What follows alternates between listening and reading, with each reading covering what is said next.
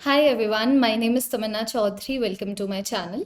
For anyone who is new here, guys, I am a physics educator on Unacademy. Unacademy is the India's largest learning platform और अभी आप जिस class का part बनने वाले हैं, this is a very special class जिसके अंदर हम NCERT फिजिक्स को हाईलाइट करते हैं। तो एनसीईआरटी फिजिक्स ऑब्वियसली बात है बहुत क्रूशियल है।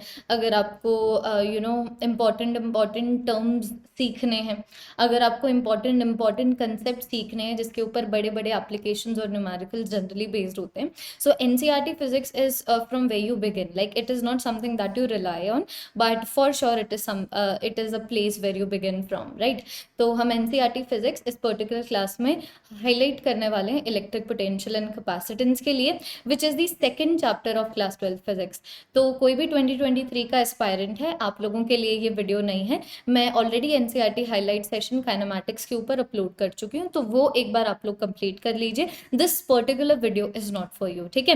बाकी कोई भी 2022 का एस्पायरेंट है, आप पहली बार नीट दे रहे हो चाहे 2022 में, या फिर you might be a repeater as well, it is perfectly fine. This video belongs to you, ठीक है। This video is for you. तो इलेक्ट्रिक पोटेंशियल एंड कैपेसिटेंस को मैं दो पार्ट्स में डिवाइड कर रही हूँ।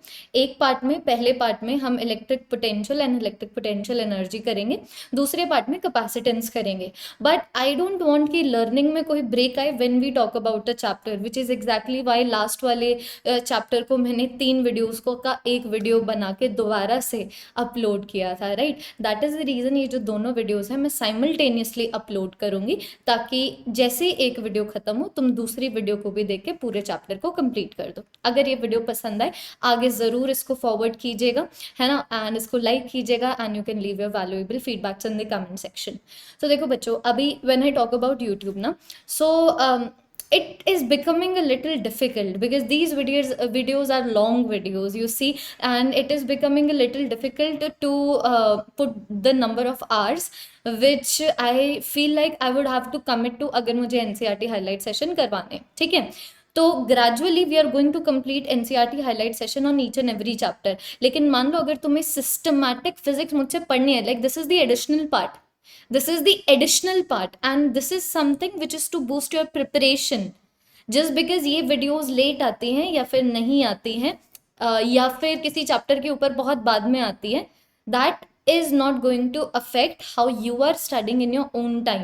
तो इसीलिए अगर कोई भी बच्चा मुझसे प्रॉपरली फिजिक्स पढ़ना चाहता है एक प्रॉपर स्केड्यूल के साथ, तो आप अनअकैडमी प्लस पे को ज्वाइन करेंगे 1 साल के लिए, आर्मी लाइव कोड लगाएंगे और स्कॉलर्स बैच में एनरोल करेंगे। The link to subscribe and the link to the scholars batch is provided in the description of this video, ठीक है। तो एक बार अगर आप उस बैच में एनरोल हो जाते हैं तो सिस्टमैटिक क्लासेस हैं, कोर्स कंप्लीशन कब करना है, रिवाइज कैसे करना है, that is systematic, and these NCERT highlights will be an additional boost to your preparation.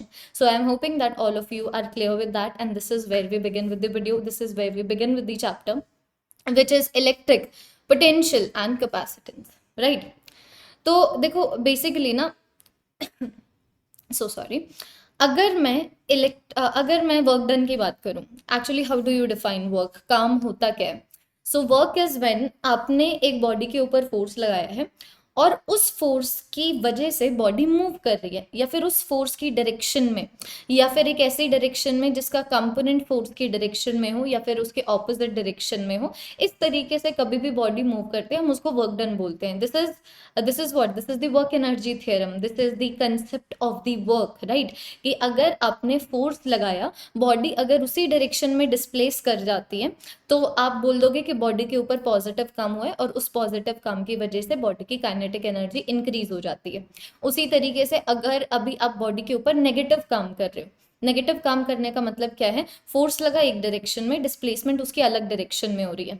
जैसे कि if I talk about a car, ठीक है, तो मान लो ये कार है, ये कार मस्त ग्राउंड पे मूव कर रही है ऐसे, तो इसकी मूवमेंट है इस डायरेक्शन में, ठीक है। लेकिन अभी इसके ऊपर जो फ्रिक्शन लगेगा, ये फ्रिक्शन लगेगा इस डायरेक्शन में, तो यहाँ पर मैं बोल दूंगी यहाँ पर फ्रिक्शन की वजह से नेगेटिव वर्क हुआ है, नेगेटिव वर्क की वजह से काइनेटिक एनर्जी डिक्रीज कर जाती है, ठीक है। तो यहाँ पर बिल्कुल वही चीज बोली हुई है कि कभी भी आप एक्सटर्नल फोर्स लगाते हो अगर बॉडी के ऊपर, तो उस फोर्स से रिलेटेड एक वर्क डन होगा, ठीक है।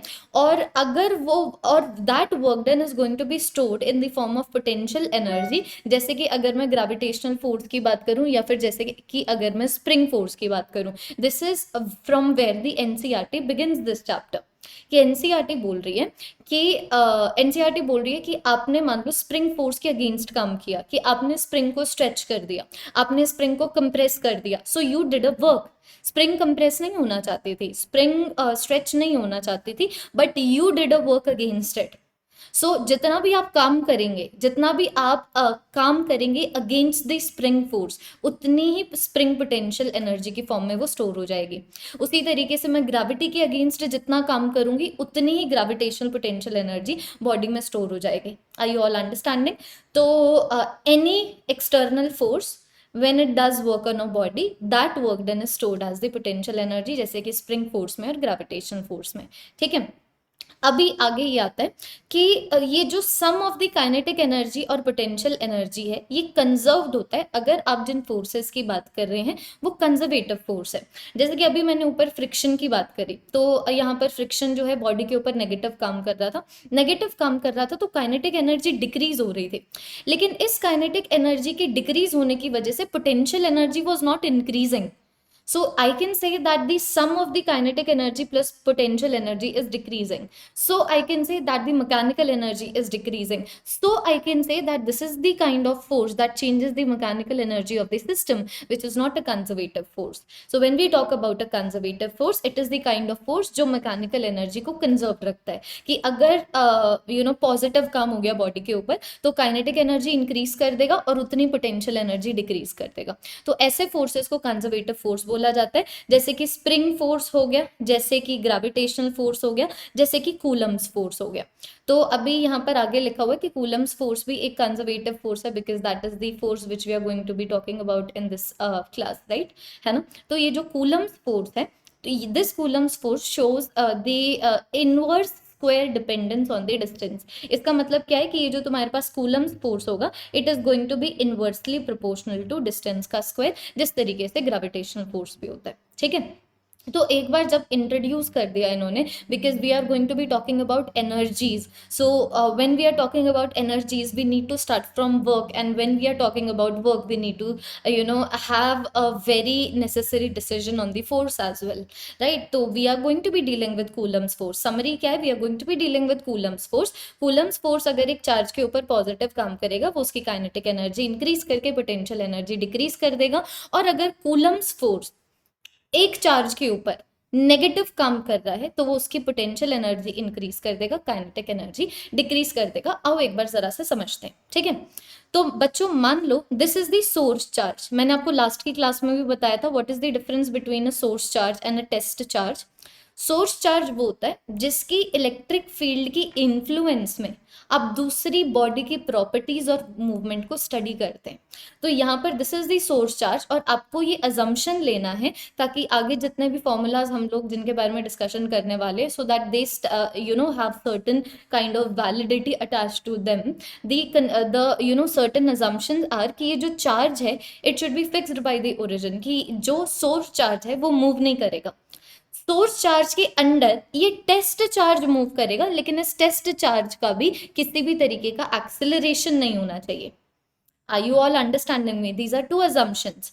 Number one, source charge should not move, और ये जो टेस्ट चार्ज है जो कि मूव कर रहा है, इसका किसी भी तरीके का एक्सेलरेशन नहीं होना चाहिए। ये बिल्कुल छोटी छोटी वेलोसिटी के साथ इनफाइनाइटली मूव करेगा।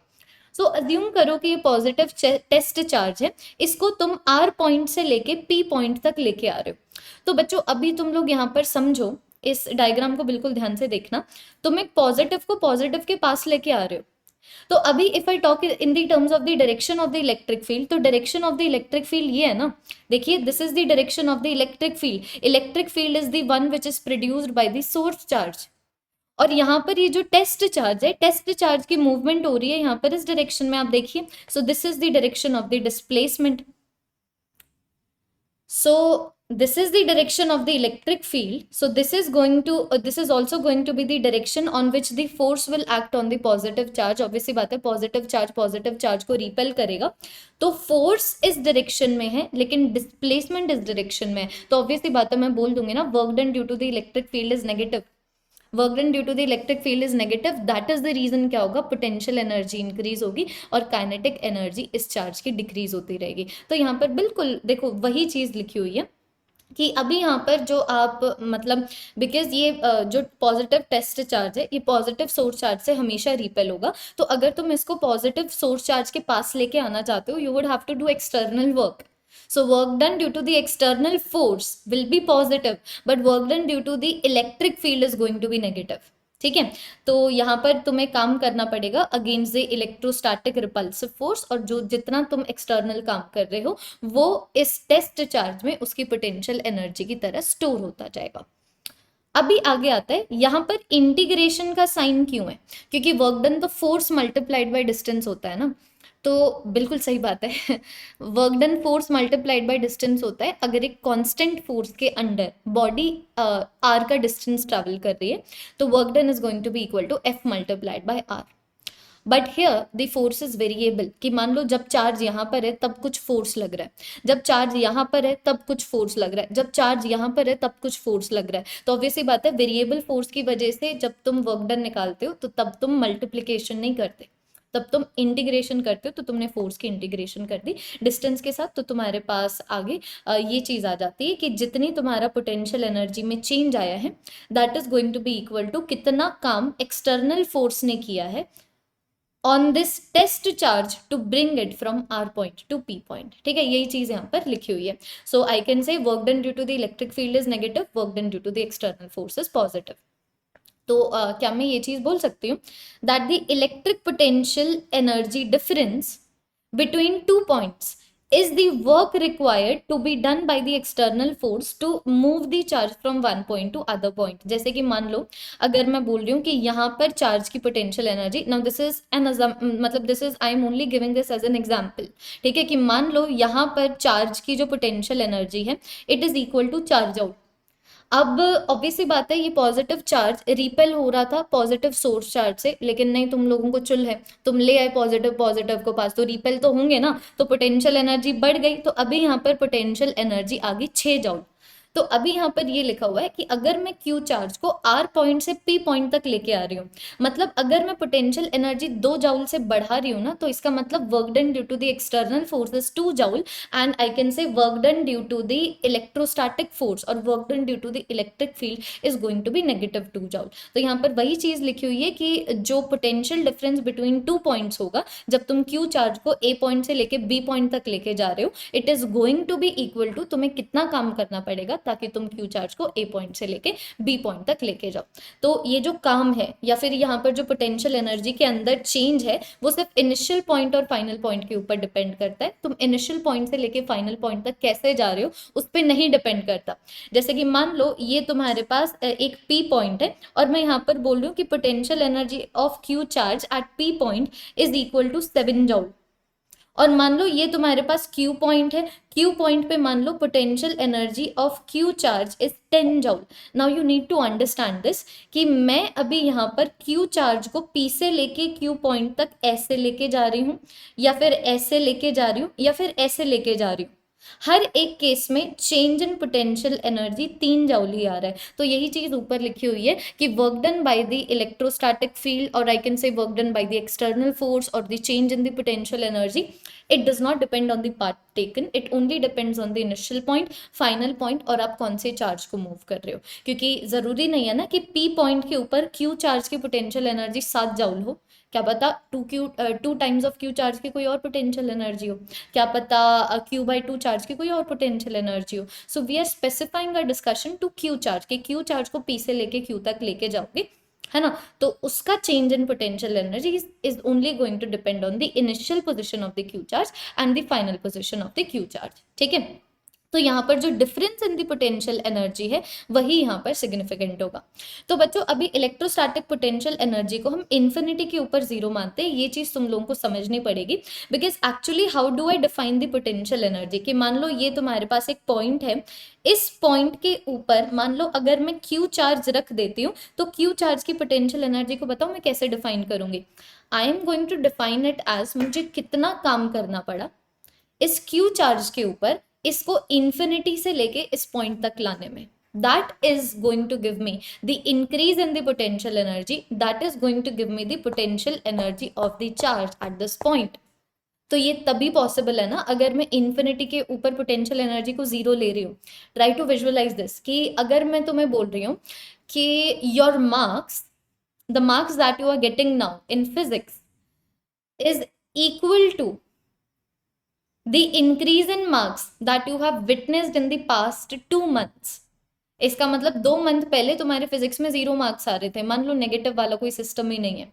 समझो इस चीज को, अगर मैं तुम्हें बोल रही हूँ नेगेटिव वाला कोई सिस्टम है नहीं और तुम 0 से शुरू कर रहे हो और 2 महीने पहले तुम्हारे 0 मार्क्स आते थे, तभी मैं बोल पाऊंगी ना कि the increase in marks that you have witnessed in physics in the past 2 months is equal to your final marks जो तुम आज लेके आ पा रहे हो ओनली व्हेन अगर 2 मंथ पहले तुम्हारे जो मार्क्स थे वो 0 थे। तो अगर मैं बोल रही हूँ कि the work that I would have to do to bring a charge from infinity to P point is the potential energy of the charge at P point। इसका मतलब इस चार्ज की पोटेंशियल एनर्जी इंफिनिटी के ऊपर कितनी थी, 0 थी। That is the reason हम पोटेंशियल एनर्जी इंफिनिटी के ऊपर 0 लेते हैं। तो देखो जैसे मैंने तुम लोगों को इलेक्ट्रिक फील्ड और कूलम्स फोर्स समझाया था ना, उसी तरीके से electric potential energy and electric potential भी समझो। Electric potential energy is of a charge at a point, but electric potential is of a point। Understand this. Electric potential energy of a charge at a point is the work done on that charge when I am bringing it from infinity to that point। But electric potential is work done per unit charge।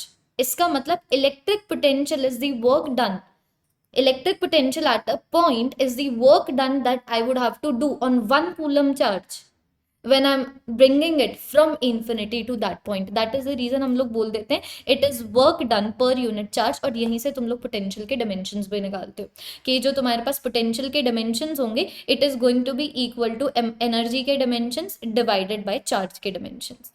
यहाँ से potential के dimensions आते हैं, ठीक है। तो ये potential है, it is going to be work done per unit test charge to bring it from infinity to a certain point, ठीक है। तो ये चीज बच्चों तुम लोगों को समझ आ जानी चाहिए। तो जैसे पोटेंशियल एनर्जी तुम्हारी इन्फिनिटी के ऊपर 0 थी, उसी तरीके से जो पोटेंशियल है वो भी इन्फिनिटी के ऊपर क्या हो जाएगा, 0 हो जाएगा।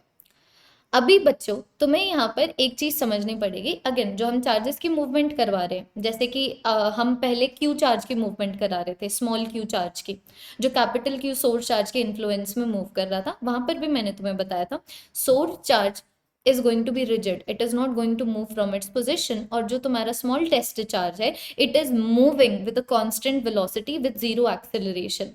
तो यहाँ पर जो तुम पोटेंशियल को डिफाइन करने के लिए 1 कूलम चार्ज की मूवमेंट इंफिनिटी से एक सर्टेन पॉइंट तक करवा रहे हो ना, which is going to give you the जिसका work done is going to give you the potential at that point. Again ये वाले टेस्ट चार्ज की भी किसी भी तरीके की एक्सेलरेशन नहीं होनी चाहिए, ठीक है। फिर आगे आता है how do we calculate the potential due to a point charge. कि मान लो तुम्हारे पास ये चार्ज है, इस चार्ज की वजह से मैं इस पॉइंट के ऊपर पोटेंशियल निकालना चाहती हूँ, तो इस पॉइंट के ऊपर 1 कूलम चार्ज रख दो और देख लो दोनों की इंटरैक्शन पोटेंशियल एनर्जी कितनी है।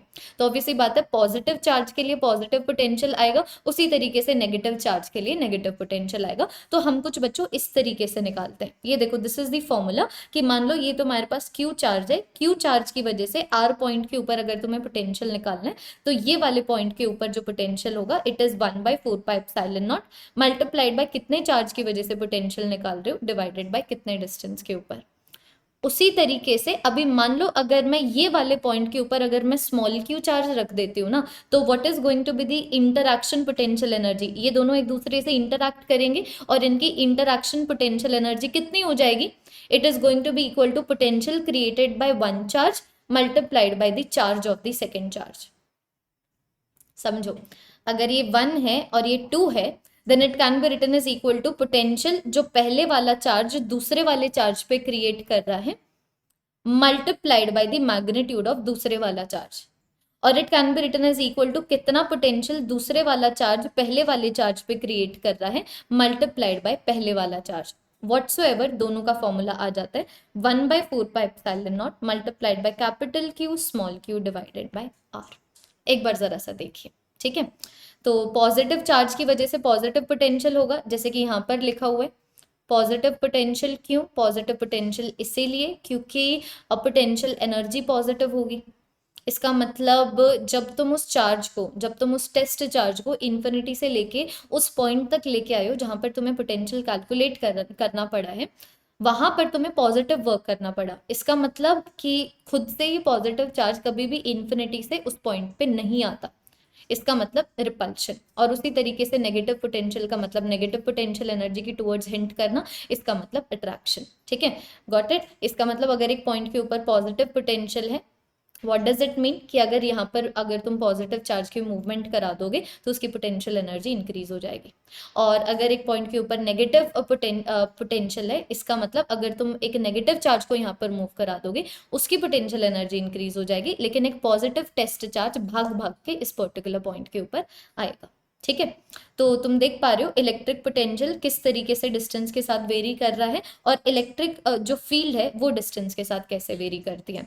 तो I can say that the electric field falls off rapidly with distance in comparison with the potential. ये चीज मैं यहाँ पर लिख रही हूँ। Electric field falls rapidly with distance, with distance in comparison with the electric potential, in comparison with the electric potential।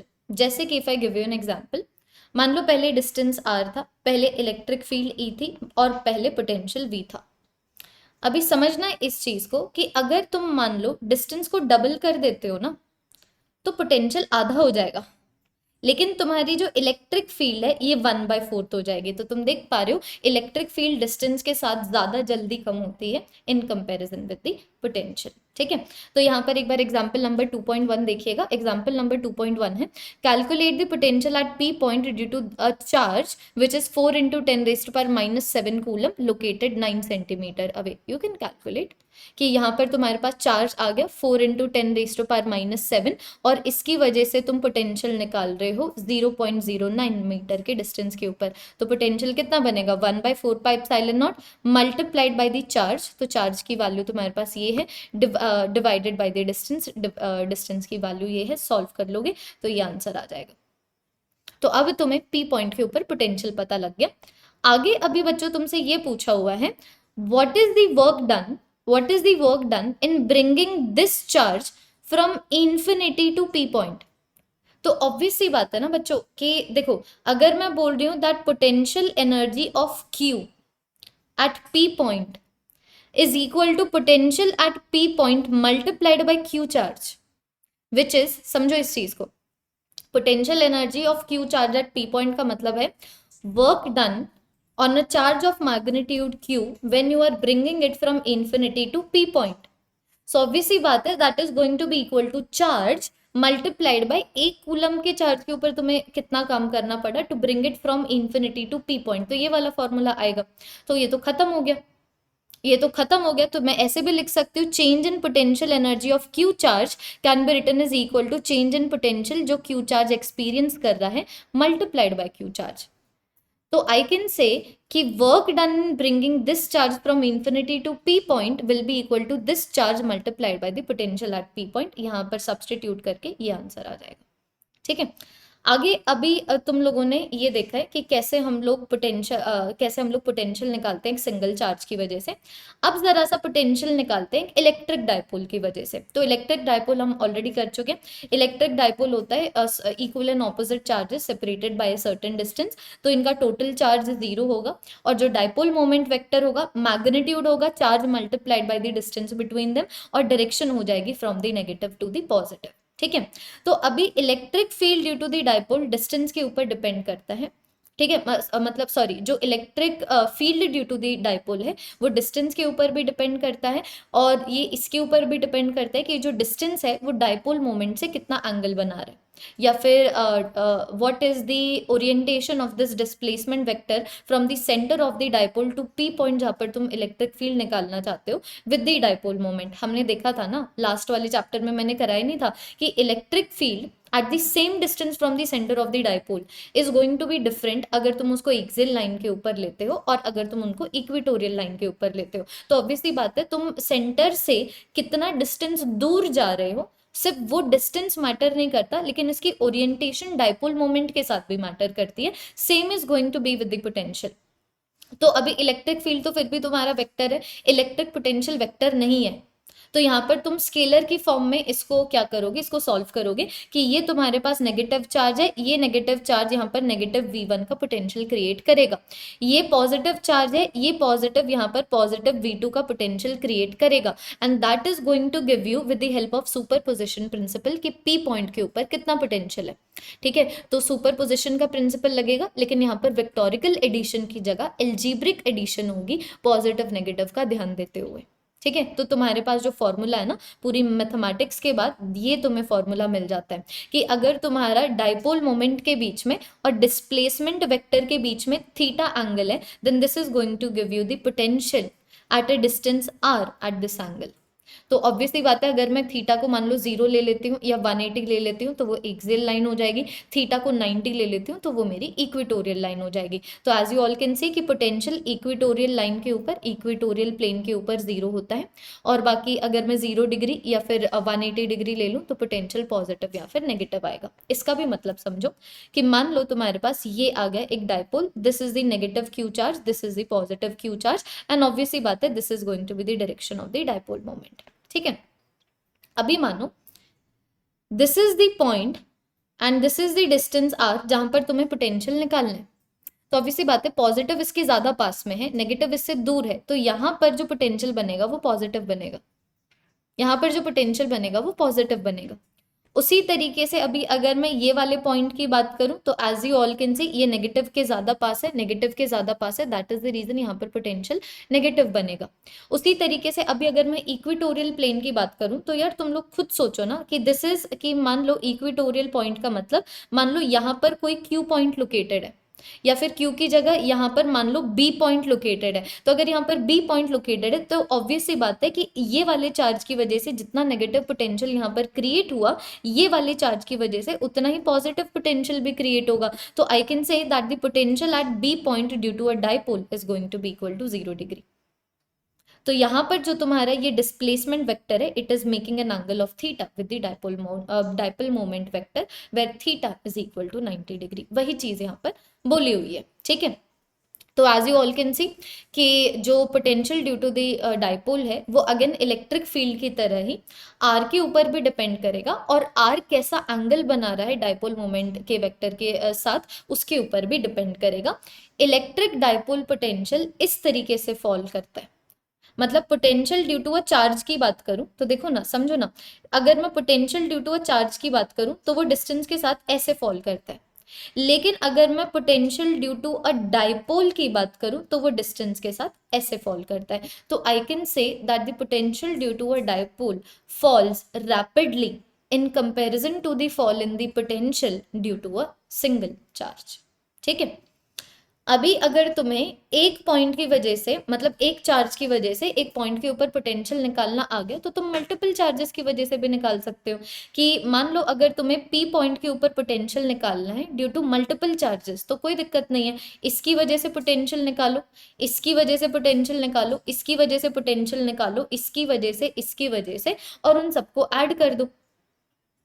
अगर positive charge है तो पॉजिटिव पोटेंशियल क्रिएट करेगा, नेगेटिव चार्ज है तो नेगेटिव पोटेंशियल क्रिएट करेगा। तो वही चीज लिखी हुई है that potential at P point due to total charge configuration will be the algebraic sum of the potential due to all of the charges. So calculate the potential due to all of the charges, फिर उनको simply algebraically add कर दीजिए to calculate the potential at that particular point. ठीक है, तो यहाँ पर potential due to a dipole हो गया, potential due to a single charge हो गया, potential due to a system of charge हो गया। अभी यहाँ पर आगे डिस्कशन हो रहा है सटली potential due to a uniformly charged spherical shell. तो यूनिफॉर्मली चार्ज स्फेरिकल शेल की बात करूं तो वहां पर भी हम लोगों ने किया था कि जब भी तुम्हें सरफेस के ऊपर या फिर एक्सटर्नली इलेक्ट्रिक फील्ड निकालने को होती है तो तुम पूरे के पूरे चार्ज को सेंटर के ऊपर कंसंट्रेटेड मानते हो ना। सेम चीज तुम लोगों ने पोटेंशियल के लिए करनी है कि अगर तुम पोटेंशियल की भी किसी भी एक्सटर्नल पॉइंट के लिए निकाल रहे हो, सारे के सारे चार्ज को सेंटर के ऊपर कंसंट्रेटेड मान लोगे तो पोटेंशियल की वैल्यू ये आ जाएगी। जैसे कि मान लो ये तुम्हारे पास ये तुम्हारे पास स्फेरिकल शेल है, इसके ऊपर जो नेट चार्ज है वो तुम्हारे पास स्मॉल, ये नेट चार्ज तुम्हारे पास स्मॉल क्यू का है, और मान लो इसकी वजह से आर डिस्टेंस के ऊपर पोटेंशियल निकाल रहे हो तो पूरे के पूरे चार्ज को यहाँ पर कंसंट्रेटेड मान लो, तो वैल्यू आ जाएगी तुम्हारे पास 1/4πε0 मल्टीप्लाइड बाय क्यू चार्ज की वजह से आर डिस्टेंस के ऊपर पोटेंशियल।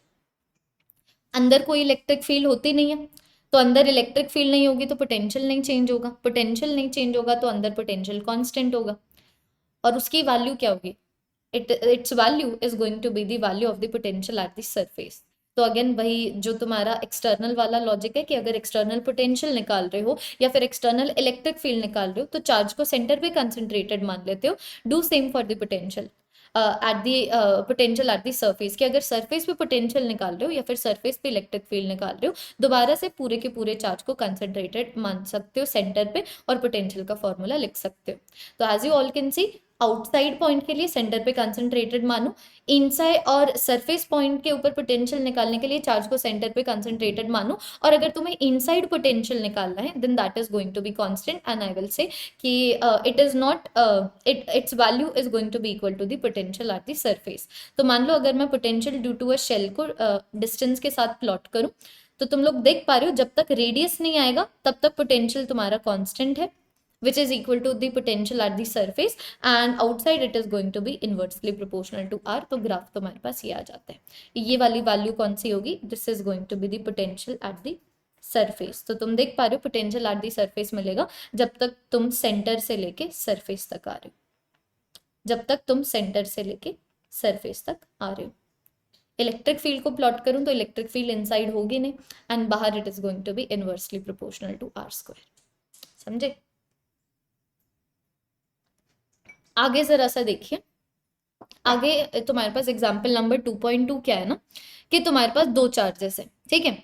एक चार्ज तुम्हारे पास ये है, ध्यान से देखना, एक चार्ज तुम्हारे पास ये है, दूसरा चार्ज तुम्हारे पास ये है, दोनों के बीच में 15 सेंटीमीटर का डिस्टेंस है।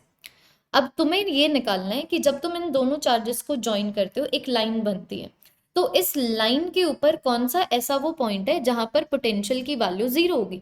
पोटेंशियल की वैल्यू जीरो क्यों होगी, अगर जितना पॉजिटिव आया उतना ही नेगेटिव भी आया।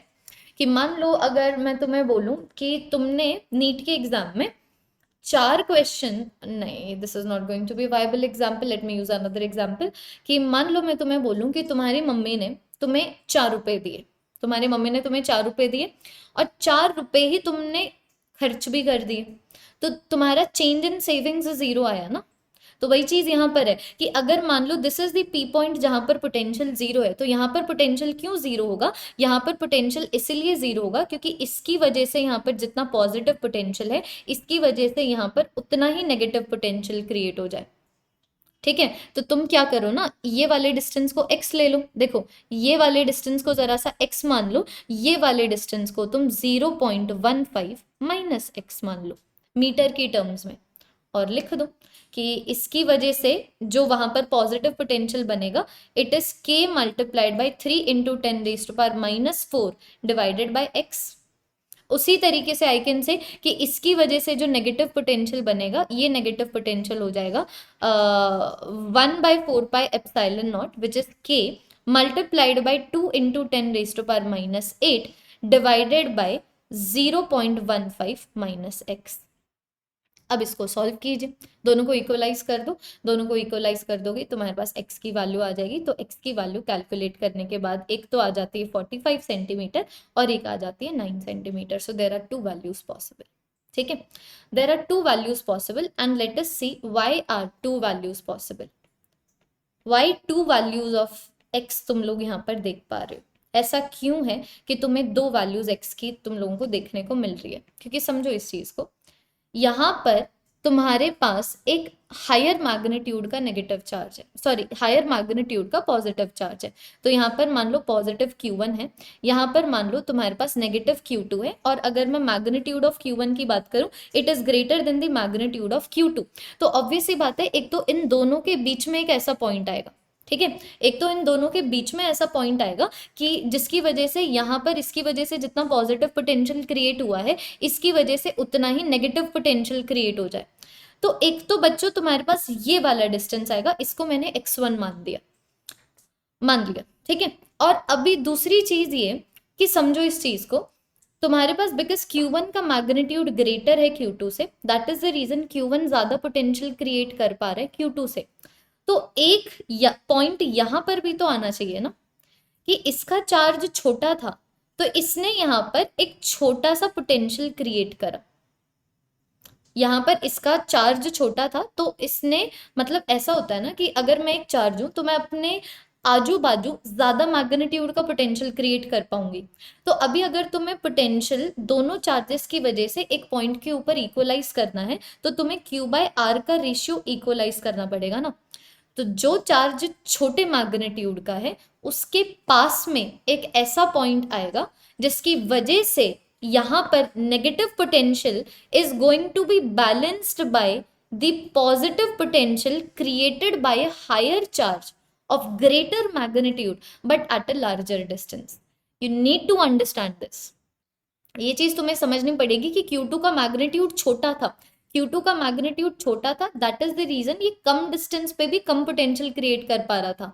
तो अभी अगर छोटे मैग्नीट्यूड का चार्ज कम डिस्टेंस पे कम पोटेंशियल क्रिएट कर रहा है, that can only be nullified अगर तुम हायर मैग्नीट्यूड का चार्ज ऑपोजिट साइड का मतलब एक ग्रेटर डिस्टेंस के ऊपर रखते हैं। क्योंकि मान लो अगर मैं ये वाली साइड कंसिडर करूं कि यहाँ पर ऐसा कोई पॉइंट क्यों नहीं आ रहा है, यहाँ पर एक ऐसा पॉइंट इसलिए नहीं आ रहा है क्योंकि ये ऑलरेडी हायर मैग्नीट्यूड का है और पास में लोकेटेड है। तो इसके तो दोनों चीजें सपोर्ट कर रही है कि वो इस पॉइंट के ऊपर ग्रेटर पोटेंशियल क्रिएट करे, क्योंकि इसका मैग्नीट्यूड भी बड़ा है तो इसकी वजह से पोटेंशियल बड़ा होगा। फिर ये इस पॉइंट के पास में भी लोकेटेड है तो भी पोटेंशियल बड़ा क्रिएट होगा। तो it can never be nullified with the negative potential due to Q2। लेकिन आपको नलिफाई करना है, आपको नल पॉइंट ढूंढना है।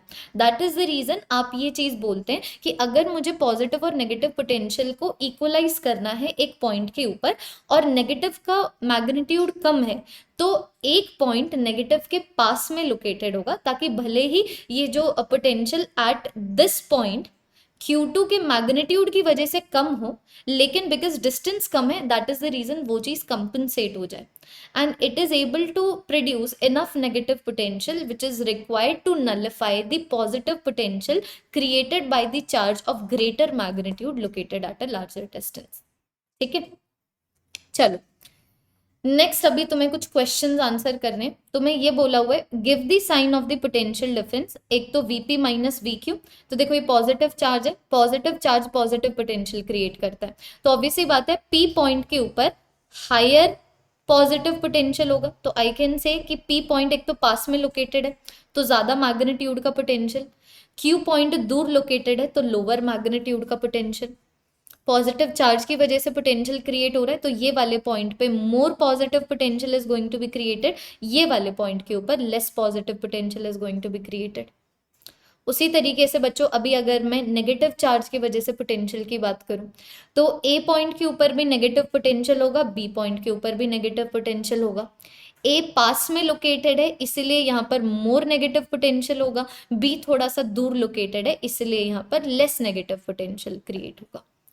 अब तुमसे ये पूछा हुआ है what is the sign of the potential difference Vp minus VQ, कि जब तुम P से लेके Q तक जा रहे हो तो पोटेंशियल कैसे चेंज कर रहा है। तो जब तुम P से लेके Q तक जा रहे हो पोटेंशियल डिक्रीज कर रहा है तो ये नेगेटिव आना चाहिए। पहले तुम्हारे 10 मार्क्स आ रहे थे, फिर तुम्हारे 6 मार्क्स आ रहे हैं, मतलब ऑब्वियसली बात है तुम्हारे मार्क्स डिक्रीज हुआ है ना। उसके बाद में what is the sign of the potential difference VB minus VA, तो अब की बार तुम A से लेके B तक जा रहे हो। एक बार जरा सा देखिए, सॉरी बच्चों, आई एम सो सॉरी, तुमने Vp माइनस Vq पूछा हुआ है ना, Vp माइनस Vq पूछा हुआ है, तो P is more positive, P has more positive potential, Q has less positive potential, तो it will be like 10 minus 6, Vp minus Vq will be like 10 minus 6, तो ये वाली चीज पॉजिटिव आ जाती है। उसी तरीके से Vb माइनस Va, तो B और A को कंपेयर करो, B आ गया मान लो तुम्हारे पास -2 और A आ गया तुम्हारे पास -3, तो -2 minus -3 gives you what, gives you 1, तो ये वाली चीज भी तुम्हारे पास क्या आ जाएगी, पॉजिटिव आ जाएगी। इसको एक और तरीके से देखने का ये तरीका है कि Vp माइनस Vq का मतलब तुम Q से लेके P तक जा रहे हो, P is final, Q is initial, तो Q से लेके P तक जा रहे हो, पोटेंशियल बढ़ रहा है ना, तो चेंज इन पोटेंशियल पॉजिटिव आएगा। उसी तरीके से जब तुम A से लेके B तक जा रहे हो, पोटेंशियल बढ़ रहा है, दैट इज द रीजन तुम्हारे पास पोटेंशियल में चेंज पॉजिटिव आ जाएगा। कैसे बढ़ रहा है, A से लेके B तक जा रहे हो, कैसे बढ़ रहा है, पहले -2 था, फिर तुम्हारा -1 हो गया, तो बढ़ा ना, 1 से बढ़ा, गॉट इट, ये वाला पार्ट हो गया। नेक्स्ट वाला पार्ट तुम्हारे पास ये है, give the sign of the potential energy difference जब तुम एक स्मॉल नेगेटिव चार्ज को लेके जाते हो, एक मिनट, जब तुम एक स्मॉल चार्ज को लेके जाते हो between the points Q and P and A and B, अभी डायरेक्शन नहीं स्पेसिफाइड है तो मैं डायरेक्शन खुद से बना रही हूँ। मान लो तुम Q से लेके P तक लेके जा रहे हो और A से लेके B तक लेके जा रहे हो, तो मैं एक नेगेटिव चार्ज को, ध्यान से देखना, मैं एक नेगेटिव चार्ज को लेस पॉजिटिव से मोर पॉजिटिव तक लेके जा रही हूँ, तो ऑब्वियसली बात है नेगेटिव तो जाना चाहेगा ना, नेगेटिव तो पॉजिटिव के, मोर पॉजिटिव के पास जाना चाहेगा। तो अभी अगर तुम नेगेटिव को मोर पॉजिटिव के साथ लेके जा रहे हो तो ये भागता भागता जाएगा, तो काइनेटिक एनर्जी में इंक्रीज और पोटेंशियल एनर्जी में डिक्रीज आएगा, तो the change in the potential energy is going to be negative. उसी तरीके से जब तुम उसको A से लेके B तक जा रहे हो, तो अभी तुम एक नेगेटिव चार्ज को मोर नेगेटिव से लेस नेगेटिव तक लेके जा रहे हो, तो ऑब्वियस सी बात है क्यों नहीं जाएगा, वो बिल्कुल जाएगा। पॉजिटिव पॉजिटिव के पास जाना चाहेगा, सॉरी पॉजिटिव नेगेटिव के पास जाना चाहेगा और पॉजिटिव से दूर जाना चाहेगा। नेगेटिव चार्ज उसी तरीके से हायर पोटेंशियल के टूवर्ड्स जाना चाहेगा, तो अभी वो हायर पोटेंशियल हो सकता है as potential becoming more positive, या फिर it can also be the potential becoming less negative. तो यहाँ पर तुम्हारे पास जो चार्ज है, जब वो A से लेके B तक जा रहा है, वो मोर नेगेटिव से लेस नेगेटिव की स्टेट में जा रहा है, तो नेगेटिव से भागना ही चाहेगा ना, नेगेटिव तो मोर पॉजिटिव या फिर लेस नेगेटिव की टूवर्ड्स जाना चाहेगा, तो ऐसा हो रहा है, that is the reason kinetic energy में इंक्रीज आएगा तो पोटेंशियल एनर्जी में डिक्रीज आएगा, so the change in potential energy will be negative. Third वाला केस देखो, give the sign of work done by the field, what is going to be the work done by the field जब तुम एक small positive charge को Q से लेके P तक लेके जा रहे हो। तो देखो अभी ये वाले चार्ज की वजह से इलेक्ट्रिक फील्ड की डायरेक्शन ये है, this is the direction of the electric field, लेकिन तुम उस चार्ज को लेके जा रहे हो यहां से लेके यहां तक, तो समझो इस चीज को कि यहाँ पर जिस चार्ज को तुम Q से लेके P तक लेके जा रहे हो, this is the direction of the movement, लेकिन ये पॉजिटिव चार्ज इस सोर्स पॉजिटिव चार्ज की वजह से रिपेल होगा, so this is going to be the direction of the force due to the electric field, दोनों ऑपोजिट डायरेक्शन में है, तो ये वाली चीज नेगेटिव आ गई। फिर तुमसे ये पूछा हुआ है, ये पॉजिटिव बना देती हूँ, यहाँ पर नेगेटिव बना देती हूँ, ये था तुम्हारे पास P पॉइंट, ये था तुम्हारे पास Q पॉइंट, है ना, उसी तरीके से ये था तुम्हारे पास A पॉइंट, ये था तुम्हारे पास B पॉइंट। अभी आगे देखो आगे क्या करतूत कर रहे हो, आगे पूछा हुआ है give the sign of the work done by the external agency in moving a small negative charge from B to A, तो अब की बार तुम एक स्मॉल नेगेटिव चार्ज को B से लेके A तक लेके जा रहे हो, तो ऑब्वियसली बात है तुम्हें एक्सटर्नल काम करना पड़ेगा ना, एक नेगेटिव चार्ज कभी भी नेगेटिव के पास नहीं जाएगा, लेकिन तुम एक नेगेटिव टेस्ट चार्ज को नेगेटिव सोर्स चार्ज के पास लेके जा रहे हो, तो ये खुद से कभी नहीं जाएगा, तो तुम्हें एक्सटर्नल काम करना पड़ेगा, तो work done due to this external force is going to be positive. Last तुमसे ये पूछा हुआ है does the kinetic energy of a small negative charge increase और डिक्रीज अगर तुम उसको B से लेके A तक लेके जा रहे हो, तो अभी ये नेगेटिव चार्ज को तुम B से लेके A तक लेके जा रहे हो, तो ऑब्वियस सी बात है वो नहीं जाना चाहती ना, वो नहीं जाना चाहती, इसीलिए तुमने एक्सटर्नल फोर्स लगाया and work done due to the external force positive है, work done due to the electric field negative है, work done due to the electric field तुम्हारे पास क्या हो जाएगा, work done due to the electric field negative हो जाएगा। The reason being कि इसके ऊपर force due to electric field इस डायरेक्शन में लग रहा है विच इज रिपल्सिव, और इसका डिस्प्लेसमेंट इस डायरेक्शन में। तो work done due to the electric field is negative, तो ऑब्वियस सी बात है वो पोटेंशियल एनर्जी को इंक्रीज करेगा। कूलम्स फोर्स जिसकी वजह से इलेक्ट्रिक फील्ड आ रही है वो कंजर्वेटिव है, तो पोटेंशियल एनर्जी में इंक्रीज मतलब काइनेटिक एनर्जी में डिक्रीज, तो काइनेटिक एनर्जी में डिक्रीज आएगा। ये हो गए तुम्हारे 5 क्वेश्चंस। Next, equipotential surfaces. तो तुम्हें नाम से ही पता लग रहा है इक्विपोटेंशियल सरफेस एक ऐसी सरफेस होगी जिसके हर एक पॉइंट के ऊपर पोटेंशियल सेम होगा। तो मान लो अगर तुम्हारे पास इस तरीके से एक सिंगल पॉइंट साइज्ड ऑब्जेक्ट है, तो यहाँ पर आर डिस्टेंस पे जितना पोटेंशियल उतना ही यहाँ पर आर डिस्टेंस पे पोटेंशियल, उतना ही यहाँ पर आर डिस्टेंस के ऊपर पोटेंशियल, एक स्फीयर बन गया। उसी तरीके से यहाँ पर R1 डिस्टेंस के ऊपर जितना पोटेंशियल, यहाँ पर भी R1 डिस्टेंस के ऊपर उतना पोटेंशियल, यहाँ पर भी R1 डिस्टेंस के ऊपर उतना ही पोटेंशियल, दोबारा से स्फीयर बन गया। तो यहाँ पर वही चीज बोली हुई है कि जो इक्विपोटेंशियल सरफेस एक सिंगल पॉइंट चार्ज के वजह से होगी, they are going to be concentric spherical surfaces. ठीक है, अभी आगे यहाँ पर ये लिखा हुआ है for any charge configuration equipotential surface through a point is normal to the electric field. And obviously बात है कि मान लो if this is the direction of the electric field, तो इस डायरेक्शन में पोटेंशियल चेंज होगा। ठीक है, इसके परपेंडिकुलर डायरेक्शन में इक्विपोटेंशियल सरफेस आएगा। So electric field is always going to be perpendicular to the equipotential surface. And what would have happened अगर ऐसा नहीं होता, मान लो अगर इलेक्ट्रिक फील्ड इक्विपोटेंशियल सरफेस से परपेंडिकुलर ना होके मान लो ये वाले एंगल के ऊपर होती, तो इसका एक तो कंपोनेंट होता ना along the electric along this surface. तो अगर इसका कोई भी कंपोनेंट इस सरफेस के अलोंग होता, तो उस सरफेस के अलोंग पोटेंशियल चेंज होता, which again would have change your definition, which would have contradict the definition of the equipotential surface. That is the reason जो इलेक्ट्रिक फील्ड है उसका कभी भी कोई भी कंपोनेंट इक्विपोटेंशियल सरफेस के अलोंग नहीं आता, तभी वो इक्विपोटेंशियल है, क्योंकि इलेक्ट्रिक फील्ड की वजह से पोटेंशियल चेंज होता है। स्फेरिकल शेल के अंदर भी इलेक्ट्रिक फील्ड नहीं थी, तभी उसका इनसाइड पोटेंशियल सेम था। तो इलेक्ट्रिक फील्ड का कोई भी कंपोनेंट ये तुम्हारा सरफेस के अलोंग नहीं हो सकता, इक्विपोटेंशियल सरफेस के अलोंग नहीं हो सकता, तभी वो इक्विपोटेंशियल है।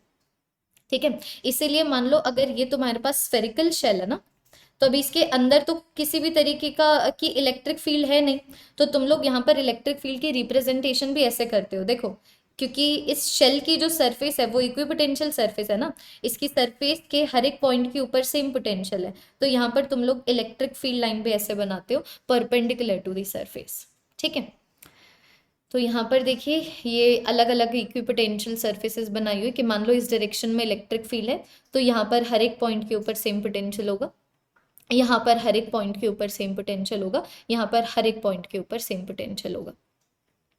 ठीक है, तो अगर इलेक्ट्रिक फील्ड मान लो एक्स डायरेक्शन में है, तो इसका मतलब एक्स डायरेक्शन में पोटेंशियल डिक्रीज होगा, या फिर आई कैन से कि जो इक्विपोटेंशियल सरफेस होंगे वो एक्स के परपेंडिकुलर होंगे, या तो वाई डायरेक्शन में हो जाएंगे या जेड डायरेक्शन में हो जाएंगे। क्योंकि अगर इलेक्ट्रिक फील्ड एक्स के डायरेक्शन में है तो उसका वाई एक्सिस में कोई कंपोनेंट नहीं है, जेड एक्सिस में कोई कंपोनेंट नहीं है, तो पोटेंशियल तुम्हारा पोटेंशियल तुम्हारा वाई एक्सिस के अलोंग बिल्कुल भी चेंज नहीं होगा, जेड एक्सिस के अलोंग भी बिल्कुल भी चेंज नहीं होगा। That is the reason equipotential surface कौन से प्लेन में बनेंगे, which is perpendicular to the x axis, which is the y z plane. ठीक है, आगे जरा सा देखें, आगे आ जाता है what is the relationship between the field and the potential. So you need to understand one thing, electric field की डायरेक्शन में पोटेंशियल डिक्रीज होता है, जहां पर इलेक्ट्रिक फील्ड नहीं पोटेंशियल में चेंज ही नहीं आ रहा है, तो electric field is going to be in the direction in which the potential decreases the steepest. इसका मतलब क्या है कि मान लो ये तुम्हारे पास एक इक्विपोटेंशियल सरफेस है 2 वोल्ट की, ये तुम्हारे पास इक्विपोटेंशियल सरफेस है 4 वोल्ट की, ये तुम्हारे पास इक्विपोटेंशियल सरफेस है 6 वोल्ट की। अभी अगर मैं direction of the electric field बताऊं, तो अभी तुम्हारे दिमाग में आएगा कि this can also be the direction of the electric field, this can also be the direction of the electric field, है ना। तो अभी इन दोनों में से कौन सा करेक्ट है ये देखो। तो मैंने जैसे तुम्हें बोला electric field will always be perpendicular to the equipotential surface, and this is also in a way कि दो इक्विपोटेंशियल सरफेस के बीच में तुम मिनिमम डिस्टेंस कवर करो, वो वाली डायरेक्शन में इलेक्ट्रिक फील्ड है। तो electric field is always going to be in the direction जहां पर इलेक्ट्रिक पोटेंशियल में जो डिक्रीज है तेजी तेजी से पर यूनिट मीटर की टर्म्स में आ रहा है। So the electric field will be in the direction जहां पर तुम्हारा जो मैग्नीट्यूड ऑफ इलेक्ट्रिक पोटेंशियल है सबसे जल्दी डिक्रीज करता है। और इसकी वैल्यू कितनी होगी कि अगर तुम उस डायरेक्शन में 1 मीटर का डिस्टेंस ट्रैवल कर रहे हो तो तुम्हें कितना पोटेंशियल में डिक्रीज देखने को मिल रहा है। So I can say electric field is the negative gradient of potential, because electric field is going to give you कि 1 मीटर डिस्टेंस कवर करने से in the direction of electric field potential कितना decrease होता है। Negative का मतलब वो है कि in the direction of electric field चलोगे तो पोटेंशियल तुम्हारा डिक्रीज होगा। अब आगे आ जाता है potential energy of a system of charges. ठीक है, तो देखो potential energy of a system of charges का मतलब ये है उन चार्जेस को इन्फिनिटी से लेके उनके इंडिविजुअल पोजीशंस के ऊपर लाना और उनको रिपल्सिव फोर्स के अगेंस्ट होल्ड करके रखना। जैसे कि मान लो तुम्हारे पास दो चार्जेस हैं, तुम दो सिस्टम बनाना चाहते हो, एक यहाँ पर Q1 ये Q2, ये वाला सिस्टम तुम बनाना चाहते हो और इन दोनों के बीच में जो डिस्टेंस है वो R है। तो तुम पहले क्या करोगे ना, तुम पहले अज्यूम करोगे एक ऐसी स्पेस जिसमें ना तो Q1 है ना Q2 है। अब तुम Q1 को लेके आओगे इन्फिनिटी से लेके ये वाले पॉइंट तक, लेकिन ये वाले पॉइंट के ऊपर कोई पोटेंशियल ही नहीं था क्योंकि साइड में कोई चार्ज है ही नहीं पोटेंशियल क्रिएट करने के लिए। तो तुम्हें Q1 के ऊपर कोई भी काम नहीं करना पड़ा for bringing it from infinity to this point. यही चीज ऊपर भी लिखी हुई है कि जब तुम Q1 को इन्फिनिटी से लेके इस यहाँ पर ये वाले पॉइंट के ऊपर लेके आते हो, तुम्हें किसी भी तरीके का काम नहीं करना पड़ रहा है क्योंकि तुम्हारे पास जो इन्फिनिटी के ऊपर पोटेंशियल था वो भी जीरो है और ये वाले पॉइंट के ऊपर भी पोटेंशियल जीरो होगा क्योंकि तुम अगर आजू बाजू देखो तो ये वाले पॉइंट के ऊपर पोटेंशियल क्रिएट करने के लिए कोई चार्ज ही नहीं है ना। So there is no change in potential. So because there is no change in potential, जैसे कि इक्वी पोटेंशियल सरफेस पे होता है तो there will be no change in potential energy जैसे होता है which is the case of the movement of a charge on an equipotential surface. इसलिए जब तुम चार्ज को इक्विपोटेंशियल सरफेस के ऊपर मूव कराते हो तुम्हें कोई काम नहीं करना पड़ता, उससे रिलेटेड पावर जीरो होती है। साइमल्टेनियसली यहाँ पर उसी तरीके से सिमिलरली यहाँ पर कि तुम Q1 को इन्फिनिटी से एक ऐसे पॉइंट के ऊपर लेके आ रहे हो जहां पर भी पोटेंशियल नहीं है, तो there is no change in potential energy, तुम्हें कोई भी काम नहीं करना पड़ेगा। तो पहले स्टेप में तुम्हें कोई काम नहीं करना पड़ा, Q1 आ गया यहाँ पर। अब आएगा तुम्हारा दूसरा स्टेप, अब तुम Q2 को लेके आ रहे हो इन्फिनिटी से लेके ये वाले पॉइंट तक। अब काम करना पड़ेगा क्योंकि ये वाले पॉइंट के ऊपर Q1 की वजह से पोटेंशियल है। Q1 की वजह से पोटेंशियल कितना होगा, K Q1 divided by R।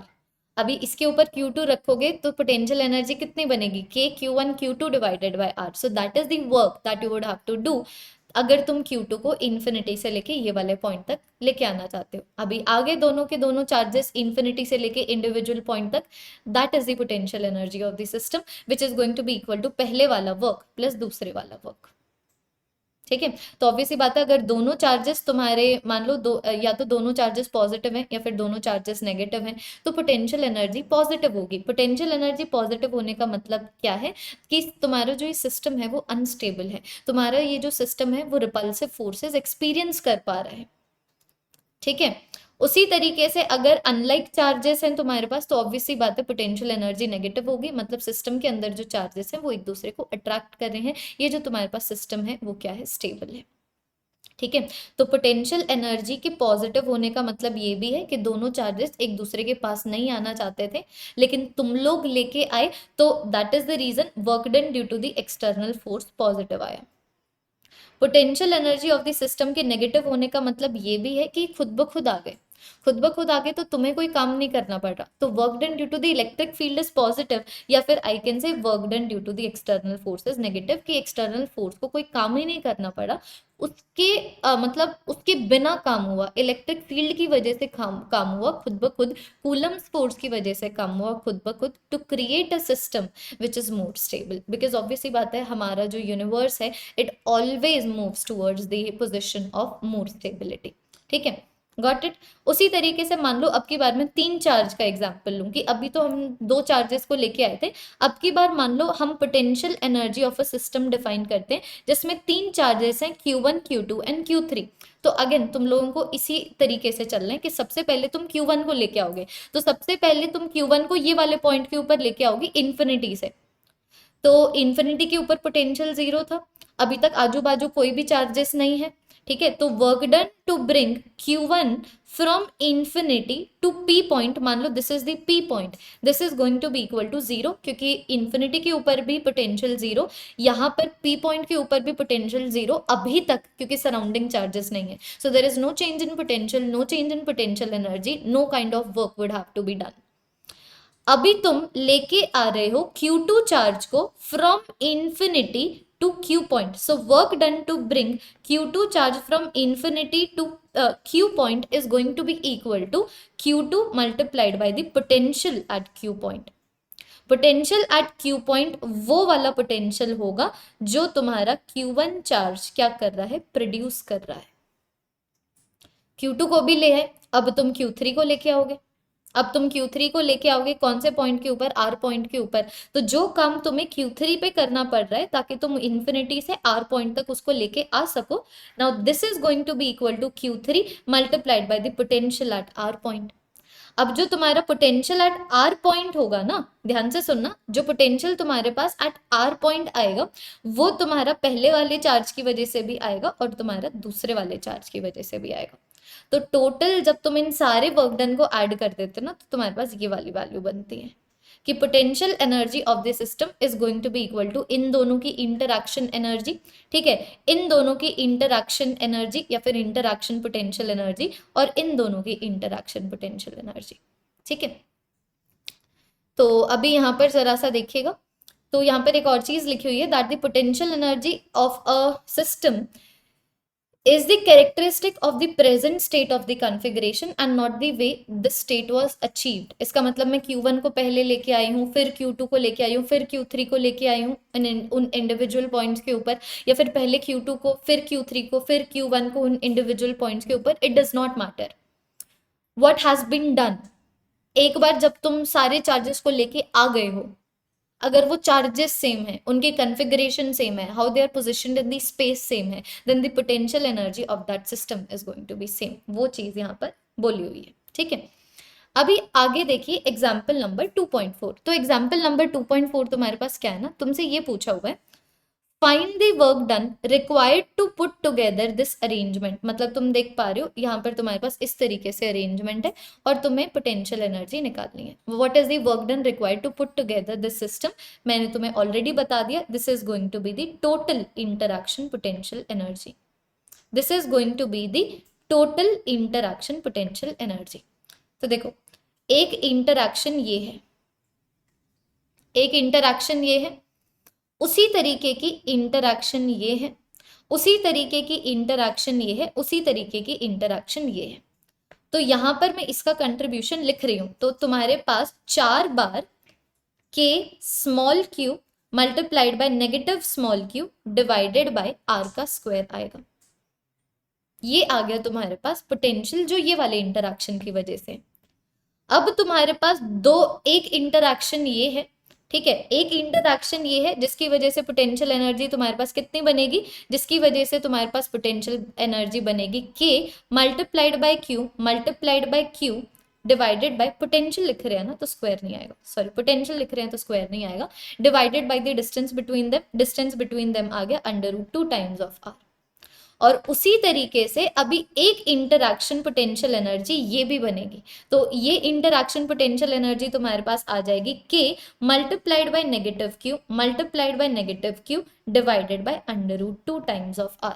जब तुम इन सबको प्लस कर दोगे तो तुम्हारे पास टोटल इंटरैक्शन पोटेंशियल एनर्जी आएगी, जिसकी वैल्यू तुम्हें कुछ इस तरीके से मिलेगी। So now this is going to give you दी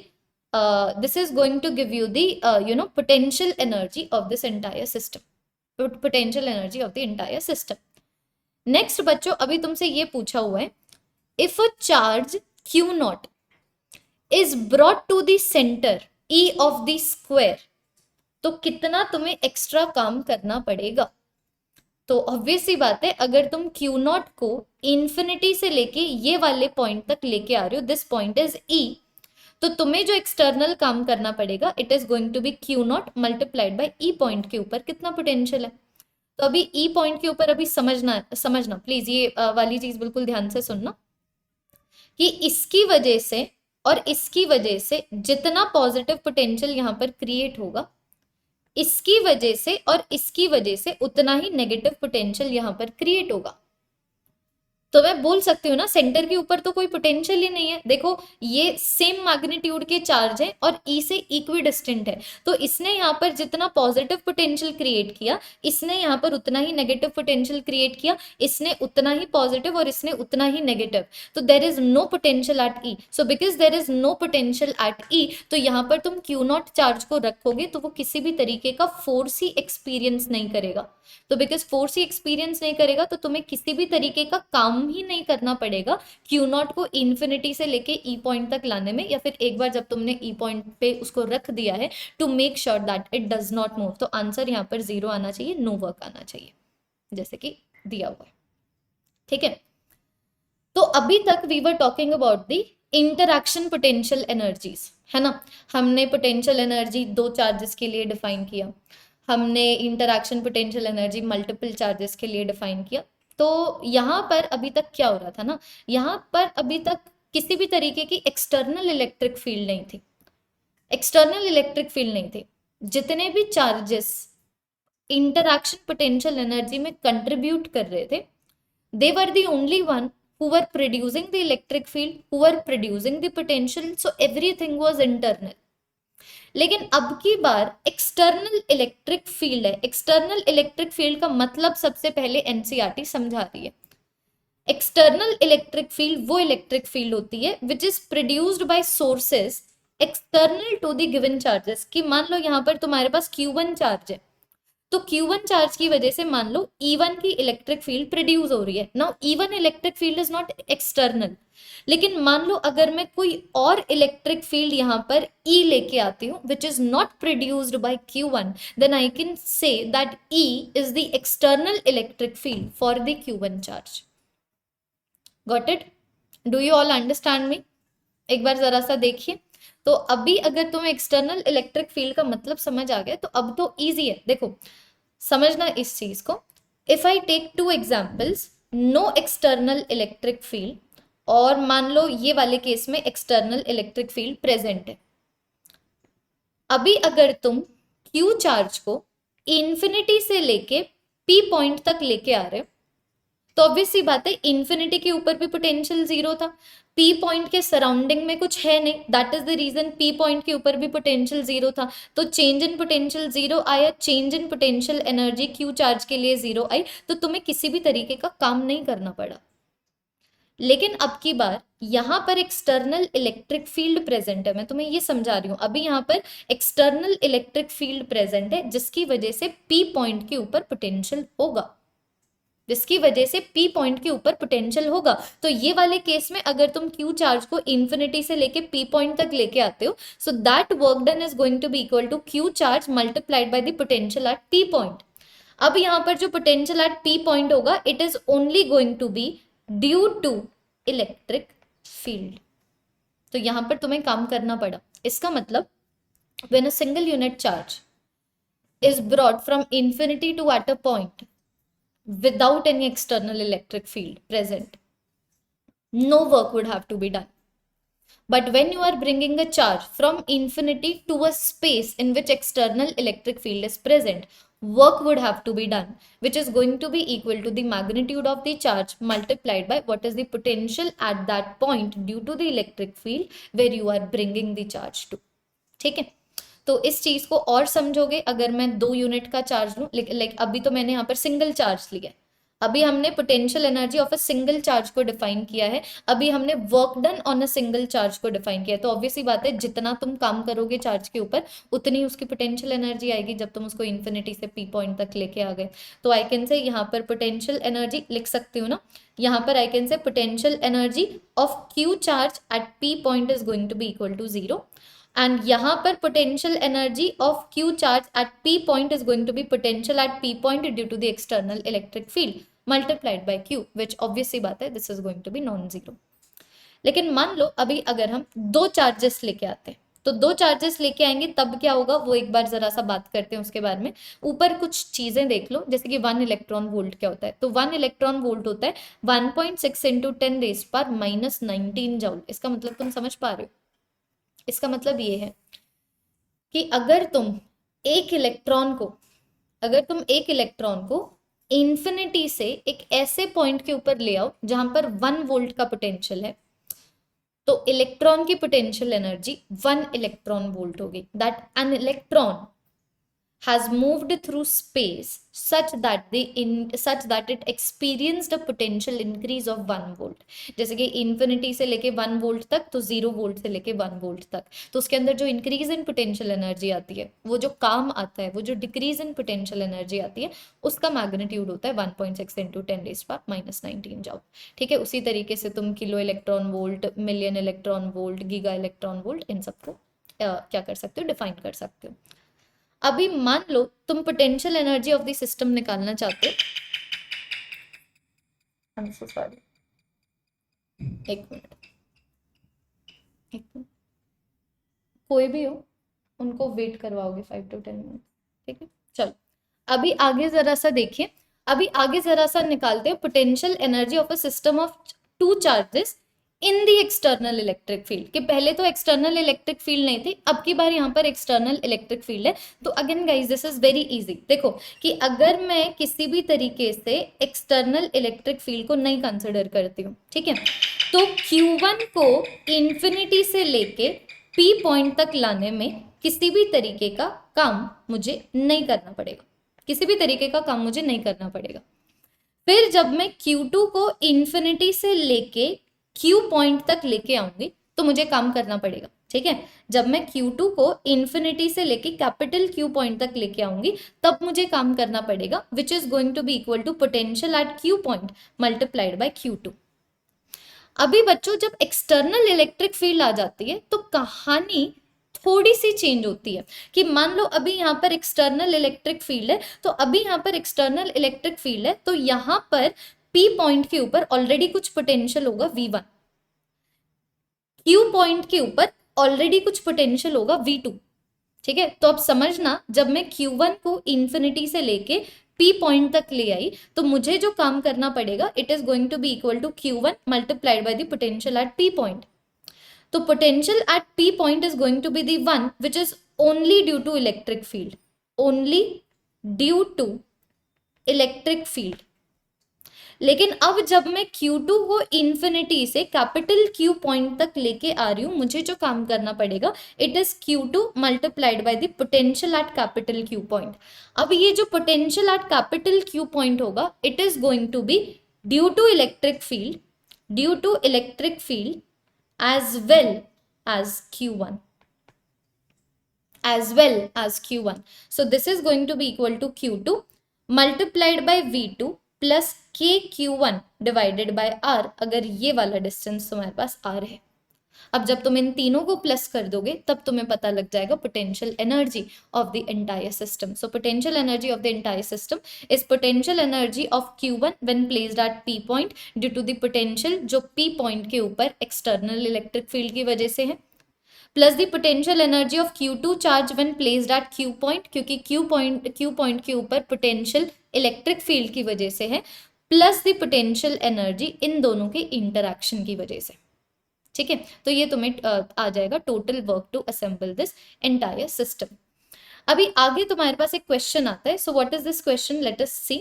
तो क्वेश्चन तुम्हारे पास ये है, what is going to be the electrostatic potential energy जिसके अंदर इतना चार्ज और इतना चार्ज ऐसे डिस्टेंस के ऊपर लोकेटेड है।